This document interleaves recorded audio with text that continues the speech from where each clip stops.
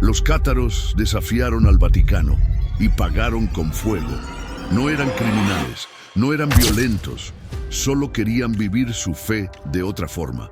Pero eso fue suficiente para que la Iglesia los declarara enemigos y los borrara del mapa.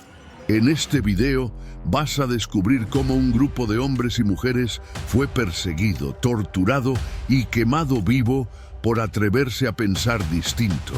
Y lo más escalofriante, la Iglesia lo llamó justicia divina. Quédate hasta el final, porque hay secretos que aún se esconden en los archivos del Vaticano. Y esta historia podría cambiar la forma en que ves la religión para siempre. El sol de la mañana bañaba las colinas del Languedoc, mientras Pierre, un simple tejedor, caminaba por el sendero polvoriento hacia la pequeña plaza del pueblo. No vestía las suntuosas ropas de un sacerdote católico, ni portaba símbolos de oro o plata. Su túnica era sencilla, gastada por el uso pero limpia. Los aldeanos comenzaban a reunirse, atraídos no por el repique de campanas ornamentadas, sino por la promesa de una verdad que resonaba en sus corazones cansados de la opulencia y corrupción que veían en la iglesia oficial. Pierre era un bonhomme, un hombre bueno, como se conocía a los perfectos cátaros, aquellos que habían recibido el consolamentum y vivían una vida de estricta pureza. Este mundo no es obra del Dios verdadero, comenzó Pierre con voz serena pero firme. El mundo material es creación de un Dios maligno, una prisión para nuestras almas que son de naturaleza divina. El Dios bueno, el Dios de luz, habita en el reino espiritual al que todos aspiramos regresar. Sus palabras no eran nuevas para muchos de los presentes, pero ofrecían un consuelo y una explicación que la Iglesia Católica, con sus indulgencias y su aparente hipocresía, no podía proporcionarles. Esta visión dualista del mundo, dos dioses en conflicto, uno bueno y uno malo, formaba el núcleo de la creencia cátara, una visión que se había extendido como fuego por las tierras del sur de Francia durante el siglo XII. Lo que hacía al catarismo particularmente atractivo era su rechazo a la jerarquía católica y su interpretación de la vida de Cristo. Para los cátaros, Jesús no había sido un ser humano real, sino una manifestación espiritual enviada para mostrar el camino de regreso al reino de la luz. Rechazaban los sacramentos católicos, considerándolos innecesarios rituales materiales. No necesitaban lujosas catedrales ni intermediarios para comunicarse con Dios. Sus ceremonias eran simples, realizadas en casas particulares o incluso al aire libre. Más sorprendente aún para la época, el catarismo ofrecía a las mujeres un estatus de igualdad con los hombres, permitiéndoles convertirse en perfectas y predicar la palabra, algo impensable en la Iglesia Católica medieval. El movimiento cátaro no surgió en el vacío, se desarrolló en un contexto de creciente descontento con la Iglesia establecida. Mientras los obispos católicos vivían en palacios y acumulaban riquezas, los predicadores cátaros practicaban lo que predicaban, una vida de simplicidad, abstinencia y bondad. Esta diferencia no pasaba desapercibida para la población, desde humildes campesinos hasta nobles influyentes. La condesa Esclarmonde de Fuis, hermana del conde de Fuis, fue una de las muchas nobles que abrazaron el catarismo, ofreciendo protección y recursos al movimiento. La región de Occitania, con su floreciente cultura trovadoresca y su relativa independencia del poder real francés, proporcionó el terreno perfecto para que estas ideas alternativas echaran raíces. Para entender la expansión del catarismo, debemos imaginar un mapa del Languedoc medieval, un mosaico de condados y vizcondados donde la autoridad estaba fragmentada. Desde Toulouse hasta Carcassonne, desde Béziers hasta Albi, de donde viene el término albigenses, otro nombre para los cátaros, el movimiento se extendió, estableciendo una red de comunidades y casas de acogida. Se estima que, en su apogeo a principios del siglo XIII, hasta un tercio de la población de estas regiones simpatizaba con las ideas cátaras o las seguía activamente. Esta expansión, junto con su rechazo frontal a los dogmas católicos, puso al catarismo en un rumbo de colisión con la institución más poderosa de la época, la Iglesia Católica, encabezada por un papa que no estaba dispuesto a tolerar lo que consideraba la herejía más peligrosa que jamás había enfrentado.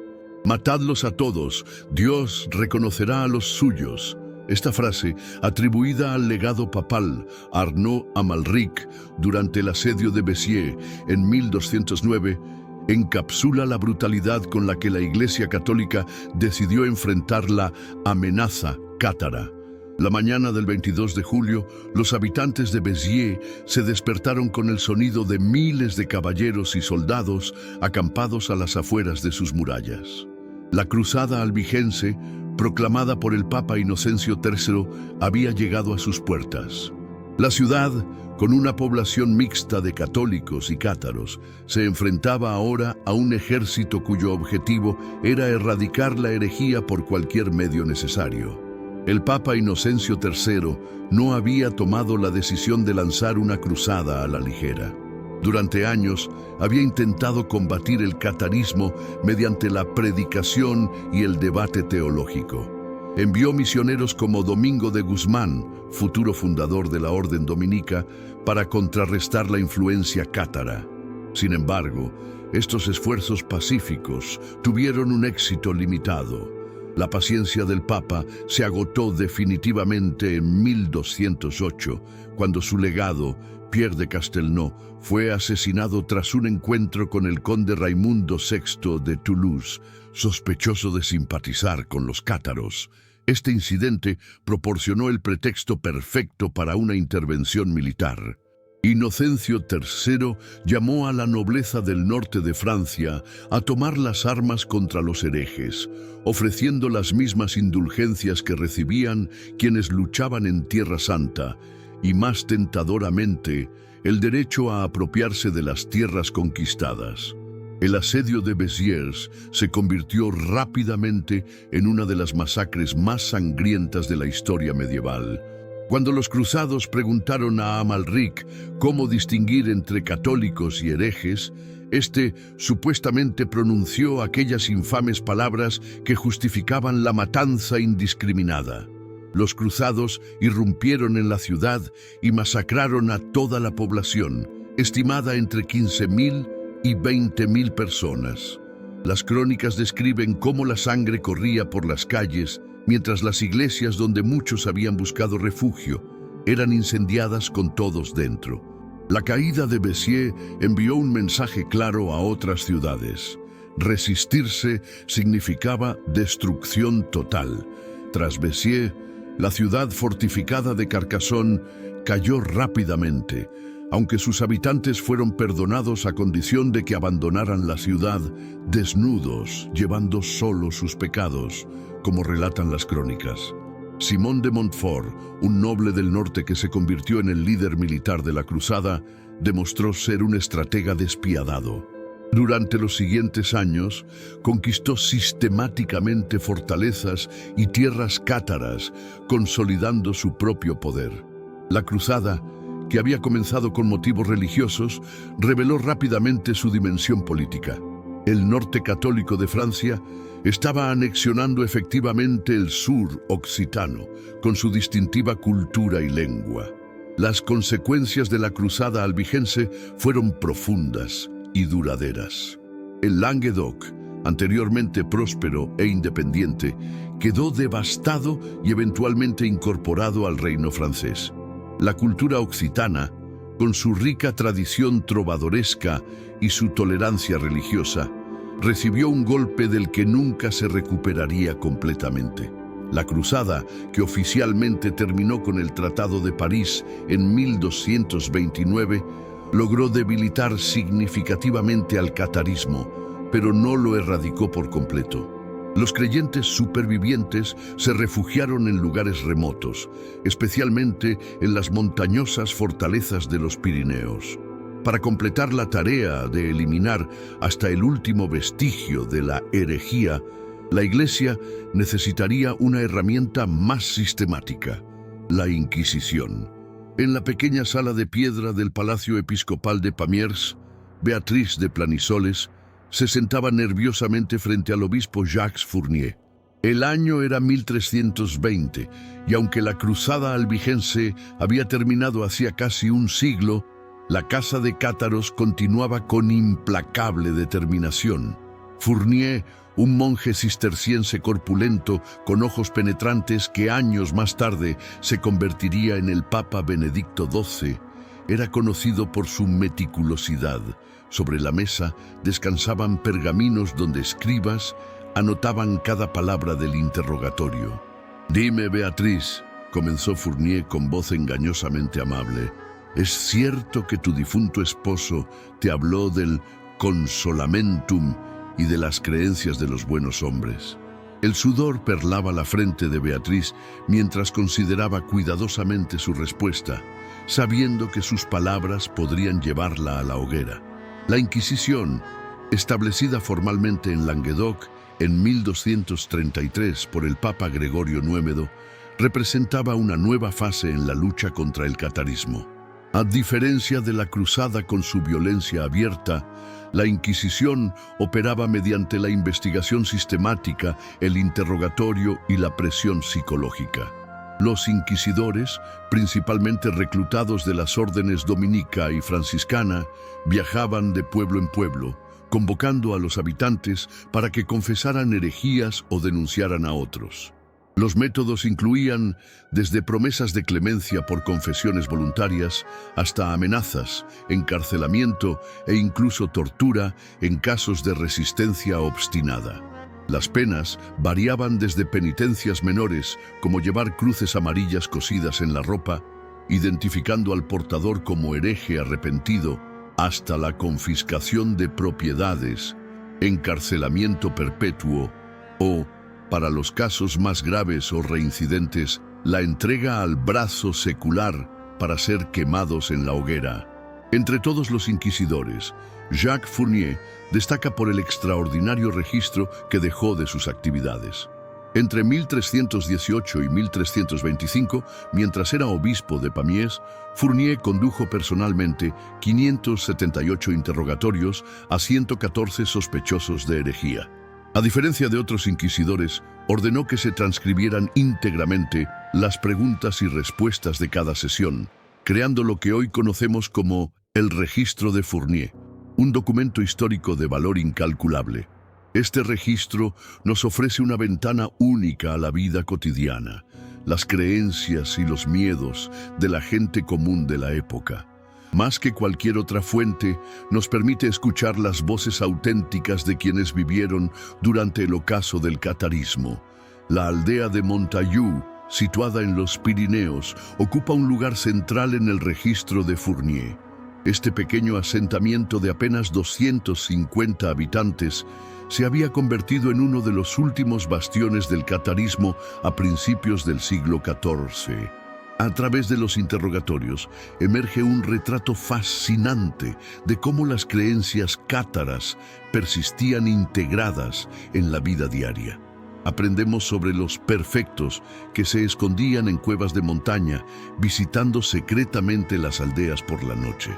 Descubrimos cómo las familias ocultaban su fe, manteniendo una fachada católica mientras preservaban privadamente tradiciones cátaras.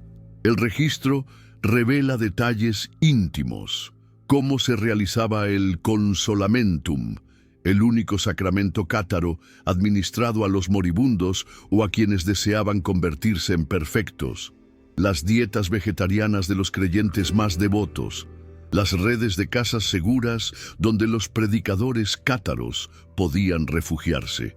La historia de Beatriz de Planisoles, noble viuda interrogada por Fournier, ilustra vívidamente las complejidades de la vida bajo la Inquisición. Acusada de mantener creencias cátaras y de tener relaciones con un sacerdote católico, Beatriz navegó un peligroso laberinto de verdades parciales y confesiones calculadas. Su testimonio, registrado con meticuloso detalle, revela no solo fragmentos de teología cátara que había aprendido de su esposo, sino también las estrategias de supervivencia desarrolladas por quienes vivían bajo la constante amenaza de la persecución. Tras varios interrogatorios, Beatriz fue sentenciada a prisión, aunque posteriormente fue liberada. Su historia, junto con la de decenas de aldeanos, sacerdotes y nobles que aparecen en el registro de Fournier, compone un mosaico extraordinario de una sociedad en la encrucijada entre la resistencia y la sumisión, entre mantener antiguas creencias o adaptarse a la nueva ortodoxia impuesta por la fuerza. ¿Qué secretos se escondían tras la brutal persecución de los cátaros? En los silenciosos pasillos de los archivos vaticanos, donde descansan documentos de siglos de antigüedad, yace una historia más compleja de la que cuentan los libros de historia tradicionales. Mientras los expertos examinan el registro de Fournier con lupa moderna, emergen patrones que sugieren motivos más allá de la simple defensa de la ortodoxia católica. Los interrogatorios, tan meticulosamente documentados, revelan una preocupación casi obsesiva por identificar no solo a los creyentes cátaros, sino también a aquellos que poseían tierras, influencia o riquezas. «Dime, Jean», preguntaba Fournier a un humilde campesino en uno de sus interrogatorios, «¿quién en tu aldea posee tierras y simpatiza con los buenos hombres?». La respuesta podría significar no solo la condena espiritual de los acusados, sino también la confiscación de sus propiedades terrenales.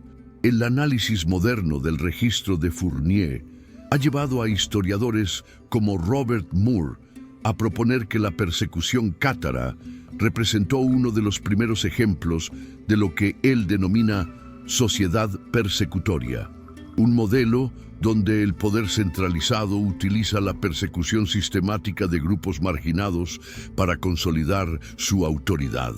En el caso del catarismo, los beneficios para la corona francesa resultaron evidentes.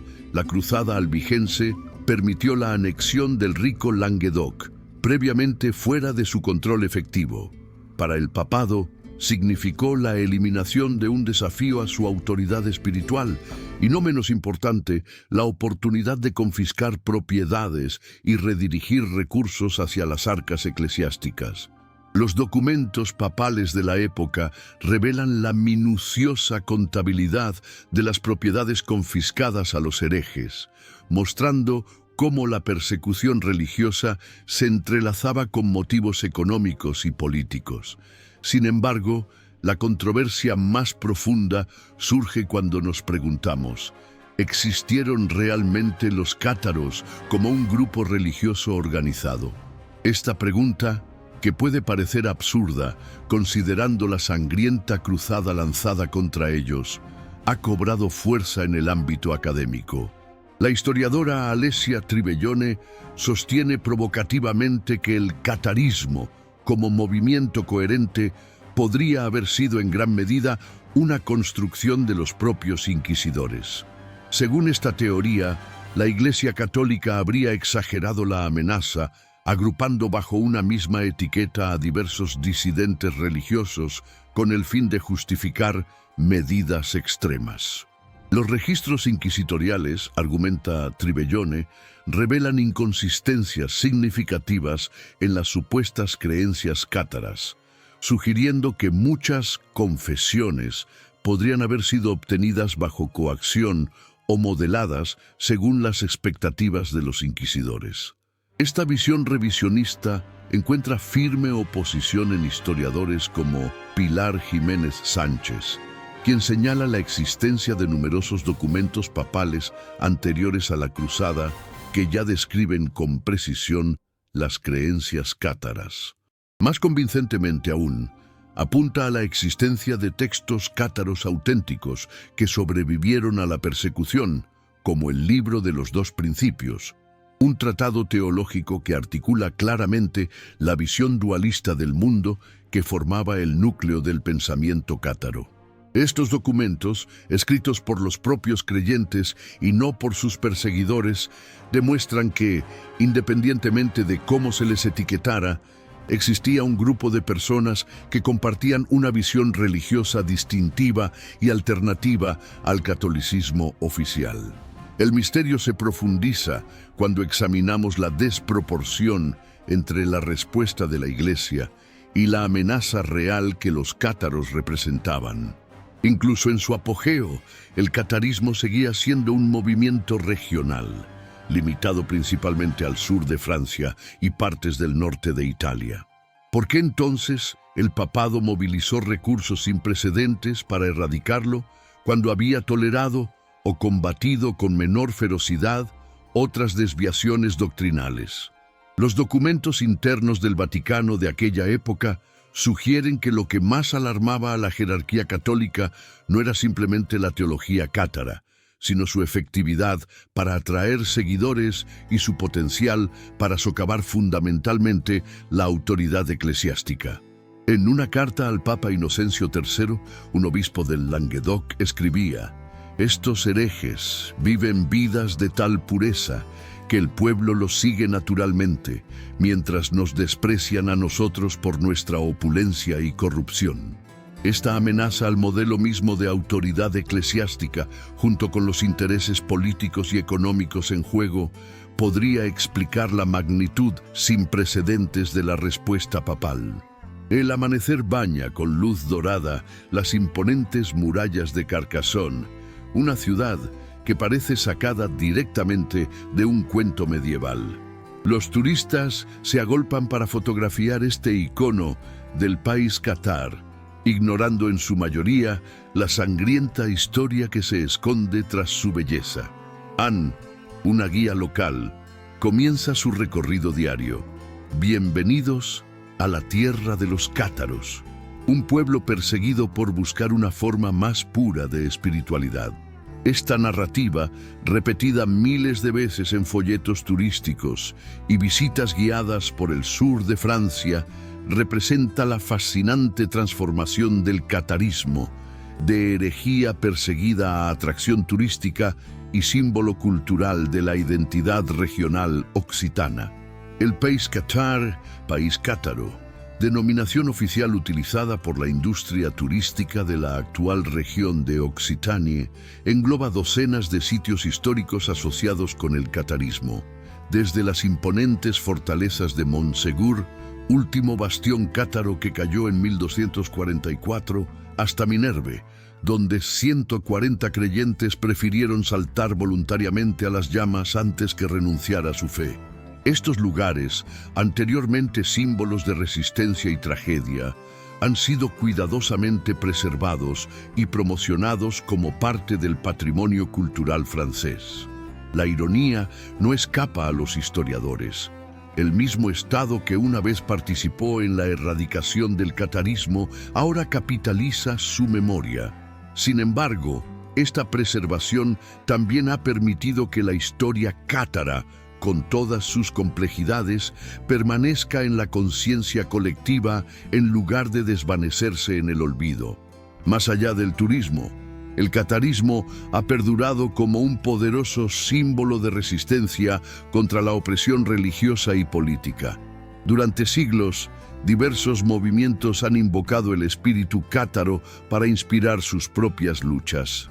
Durante la Segunda Guerra Mundial, la resistencia francesa en la región utilizó Montségur como nombre clave para operaciones contra los nazis, estableciendo un paralelismo entre la resistencia medieval contra la opresión y su propia lucha.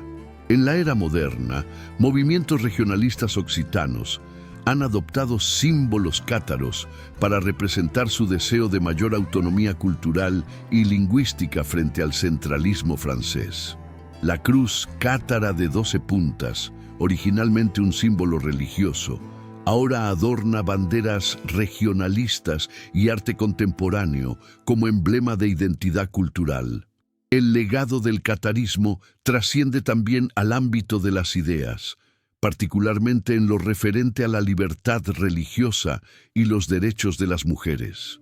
Los cátaros, con su rechazo a la jerarquía eclesiástica y su creencia en la igualdad espiritual entre géneros, han sido reivindicados por pensadores modernos como precursores de valores contemporáneos.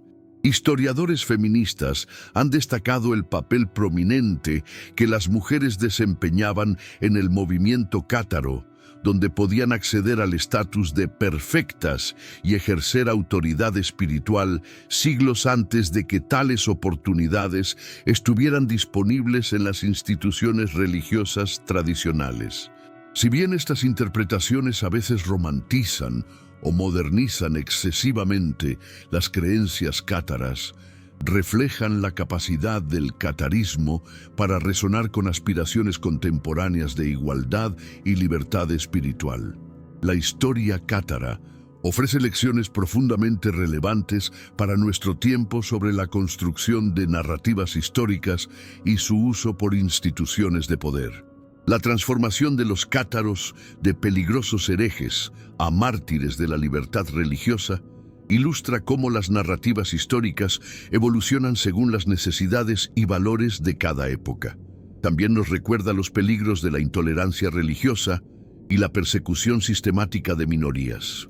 Como observó el historiador Mark Gregory Pegg, la destrucción de los cátaros representa uno de los primeros casos documentados de lo que hoy llamaríamos limpieza étnica o genocidio cultural en Europa occidental. En un mundo donde la persecución religiosa continúa siendo una realidad en muchas regiones, el estudio del catarismo y su brutal supresión proporciona un espejo histórico para examinar nuestro presente y construir un futuro más tolerante. El sol del atardecer proyecta largas sombras sobre las ruinas de Montsegur, la fortaleza pirenaica conocida como el último bastión cátaro. El 16 de marzo de 1244, después de un asedio de 10 meses, más de 200 creyentes cátaros descendieron voluntariamente de esta montaña para enfrentar las llamas. Sin embargo, antes de su rendición, según cuenta la leyenda, 4 perfectos escaparon durante la noche, llevando consigo un misterioso tesoro cátaro. Este enigmático episodio ha alimentado siglos de especulación. ¿Qué era exactamente este tesoro? ¿Acaso los cátaros poseían algún conocimiento secreto o reliquia sagrada que la Iglesia Católica temía que saliera a la luz? Las teorías sobre el tesoro cátaro van desde lo plausible hasta lo fantástico.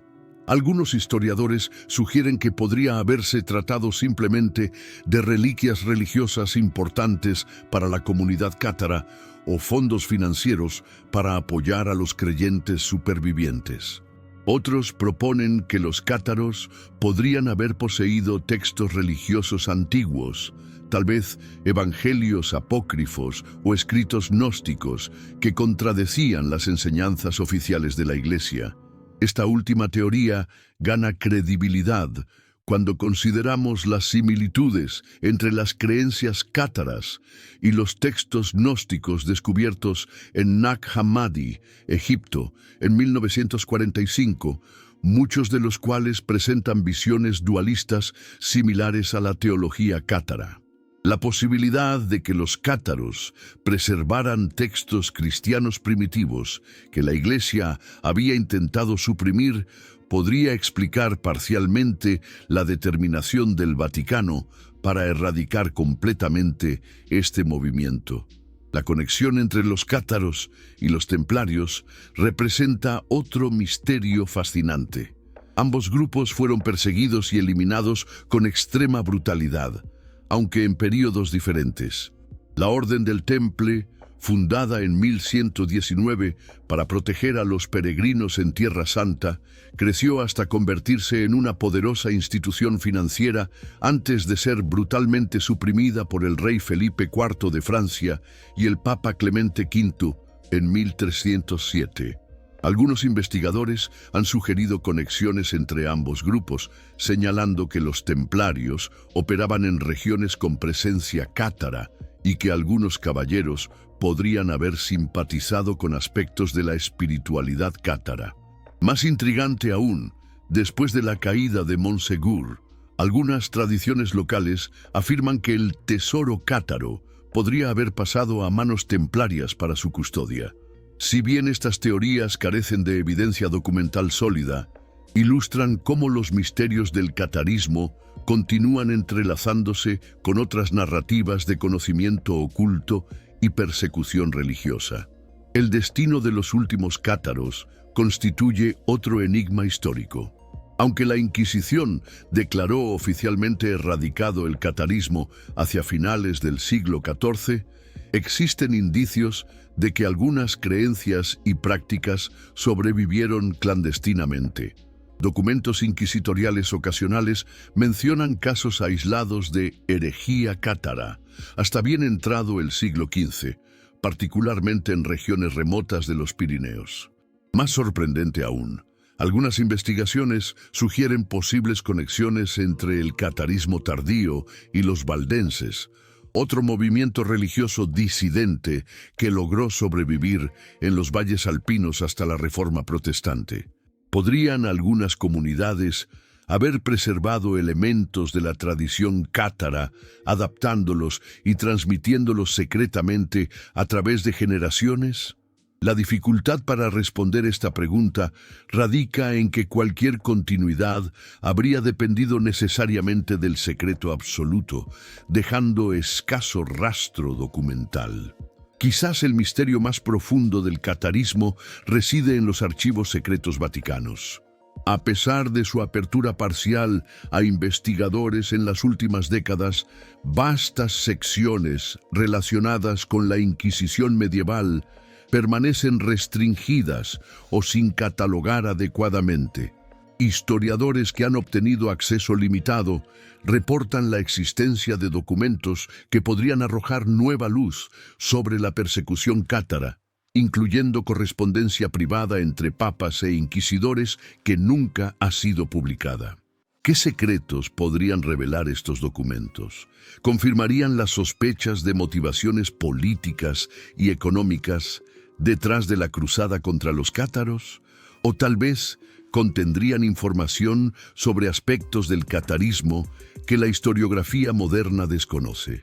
La reluctancia del Vaticano a permitir acceso completo a estos archivos alimenta inevitablemente especulaciones sobre qué verdades incómodas podrían contener, manteniendo vivo el misterio de los cátaros y la verdad oculta del Vaticano.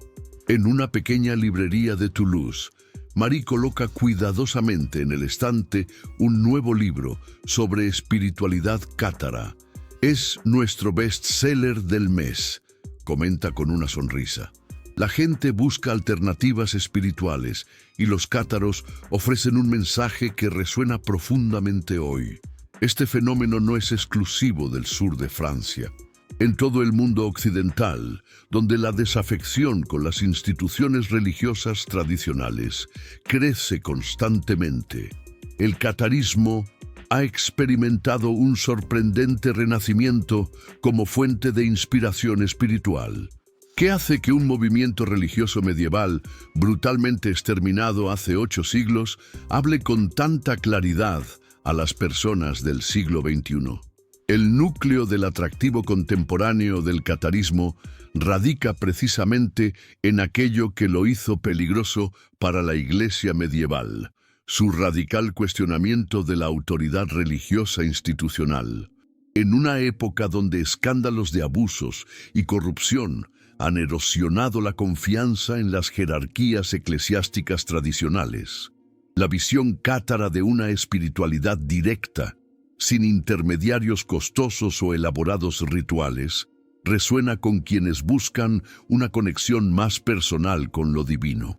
No necesitamos catedrales de oro para encontrar a Dios, enseñaban los perfectos cátaros, un mensaje que encuentra eco en la creciente tendencia contemporánea hacia formas de espiritualidad más individualizadas y menos institucionales.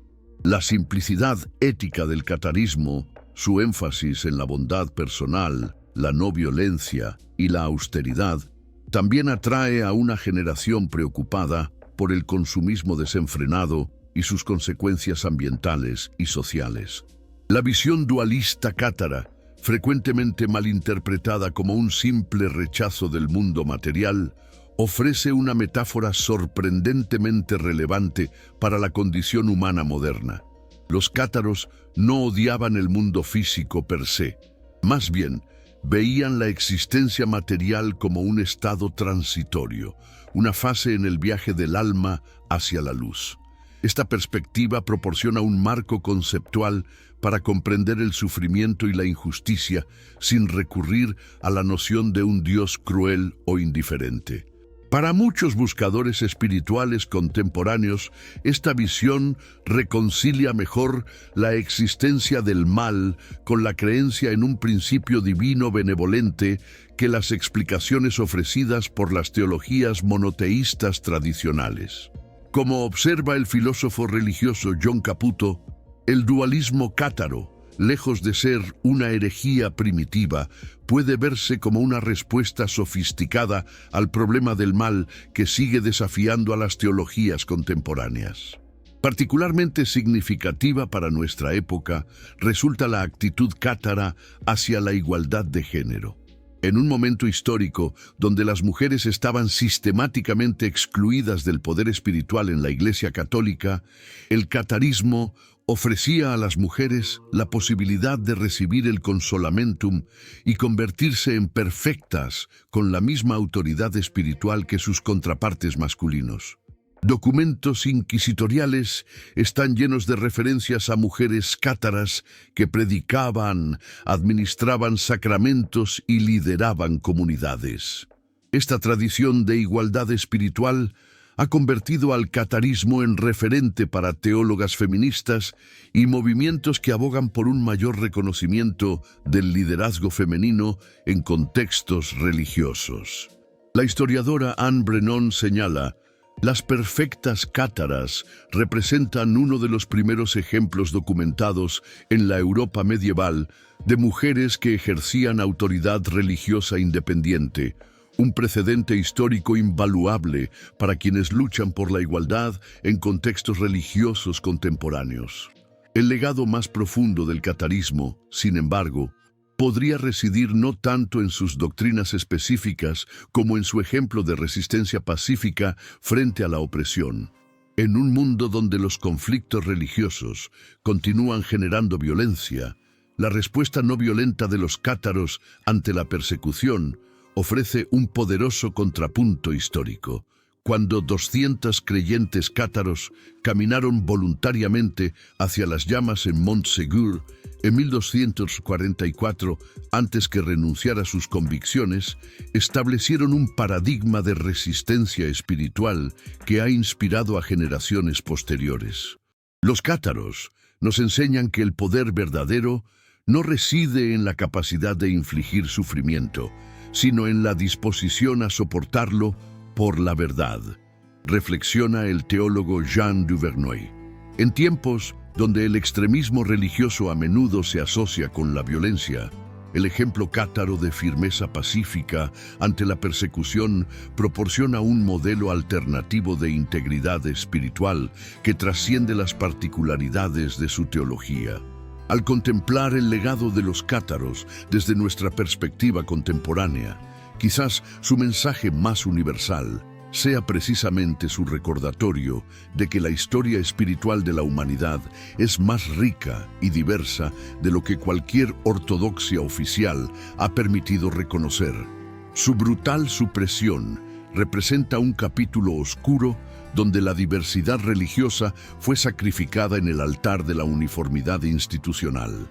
Sin embargo, el renacimiento del interés en el catarismo 8 siglos después de su aparente erradicación, sugiere que ninguna verdad espiritual puede ser completamente silenciada por la fuerza.